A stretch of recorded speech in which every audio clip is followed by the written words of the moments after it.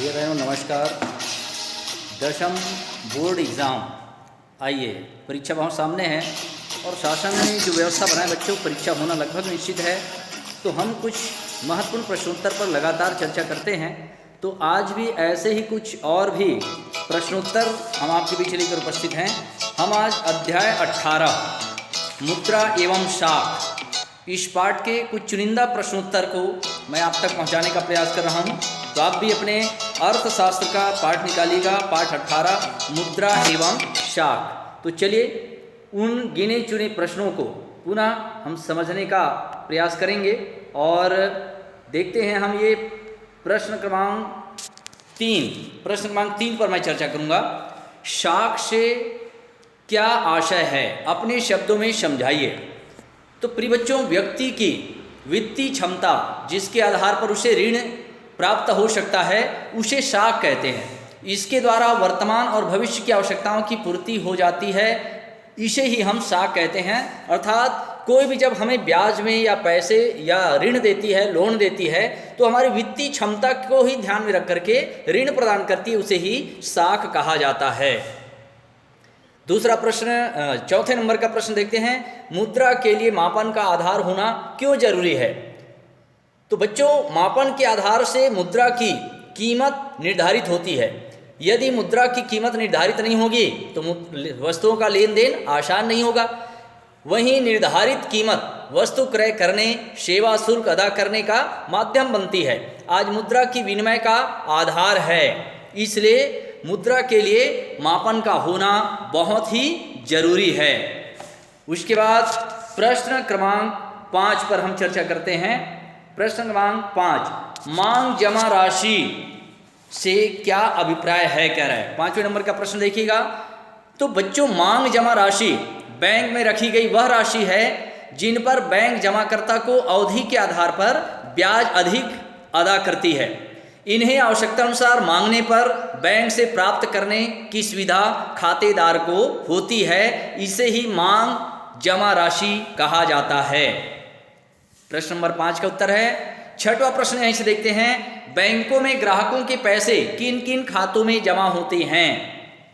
तो बैंकों में जो ग्राहकों के पैसे हैं वो जमा होते हैं। एक तो है बचत खाता, दूसरा है चालू खाता, फिर स्थायी जमा, आवर्ती जमा खाता आदि में ग्राहक अपने पैसे जमा कर सकता है। इन खातों में ग्राहकों के पैसे जमा होते हैं। 7वां, 8वां, 9वां ये प्रश्न छोड़ रहा हूं बच्चों। हाँ, इसमें प्रश्न क्रमांक 10 पर मैं चर्चा करूंगा। प्रश्न क्रमांक 10 क्या कह रहे हैं? ऋण के लिए शर्तें जैसे ब्याज दर, समय, जमानत, गिरवी आदि की आवश्यकता क्यों होती है? प्रत्येक शर्त को समझाइए। तो सबसे पहले देखते हैं ऋण के लिए शर्तें। ब्याज दर, तो ब्याज दर निश्चित होगी तभी ऋण अदा करने वाला ऋण लेने और पटाने की व्यवस्था कर सकता है। दूसरी बात, समय का निर्धारण आवश्यक है, तभी ऋण की किस्तें निर्धारित होगी और ऋण अदा करना संभव हो पाएगा। फिर उसी में क्या कह रहे हैं? जमानत।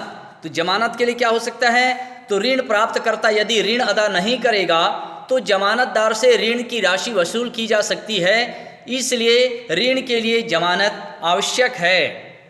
उसके बाद है गिरवी। ऋण के लिए गिरवी इसलिए आवश्यक है क्योंकि इसके बिना ऋण प्राप्तकर्ता की ऋण राशि निश्चित नहीं की जा सकती। साथ ही साथ ऋण प्राप्तकर्ता के पास उपलब्ध स्थायी संपत्ति गिरवी रखकर उसकी ऋण की पात्रता बनाई जा सकती है। गिरवी के रूप में बैंक, डिपॉजिट, घर, खेती आदि का प्रयोग किया जा सकता है बच्चों। तो ये इस प्रश्न का उत्तर। उसमें प्रश्न क्रमांक 11, हाँ चलिए प्रश्न क्रमांक 11 पर मैं चर्चा करूं। ये प्रश्न क्या कह रहा है, जरिए मैं दिखाने का प्रयास करूं। यदि भारतीय रिजर्व बैंक वाणिज्यिक बैंकों पर नियंत्रण नहीं रखे तो मुद्रा एवं शाख व्यवस्था पर क्या प्रभाव पड़ेगा? तो हम देखते हैं, यदि भारतीय रिजर्व बैंक वाणिज्यिक बैंकों पर नियंत्रण नहीं रखे तो उसका बहुत ही बुरा प्रभाव पड़ेगा।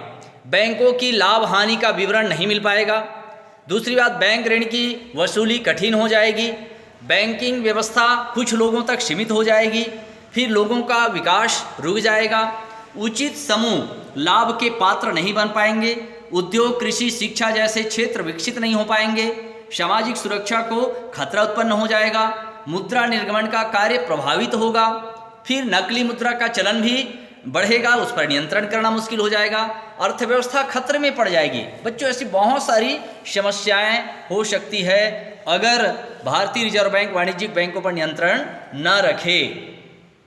ये रहा बच्चों इस प्रश्न का उत्तर। और 12वां 13वां नंबर का मैं प्रश्न छोड़ करके आपको मैं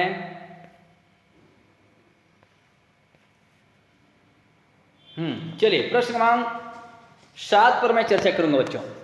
30 वर्ष बाद मुद्रा के क्या नए स्वरूप हो सकते हैं? तो 30 वर्ष बाद मुद्रा के नए स्वरूप इस प्रकार हो सकता है कि प्लास्टिक मनी का प्रचलन बढ़ जाएगा, इलेक्ट्रॉनिक माध्यम से भुगतान होगा, क्रेडिट कार्ड, डेबिट कार्ड का उपयोग बढ़ेगा, आरटीजीएस का चलन बढ़ जाएगा और एनईएफटी द्वारा भुगतान होगा। अर्थात आधुनिक इलेक्ट्रॉनिक मशीनों और यंत्रों के माध्यम से लेन देन ज़्यादा सुविधाजनक और आसानी से होगा, क्योंकि आने वाला समय ऑनलाइन ट्रांजैक्शन के माध्यम से खरीदारी बिक्री आसान होगा। तो इस प्रकार से बच्चों इस पाठ का ये प्रश्नोत्तर रहा है, शाख एवं मुद्रा वाले पाठ का है। और भी कुछ प्रश्न आप जानना चाहते हैं जिनका उत्तर, तो कृपया मुझे बताएं, और भी प्रश्नोत्तर पर मैं चर्चा करूंगा, मगर जो चुनिंदा प्रश्नों को लेकर मैं आपके बीच आ रहा हूं। और अगले वीडियो में मिलते हैं, तब तक के लिए आप सभी का धन्यवाद।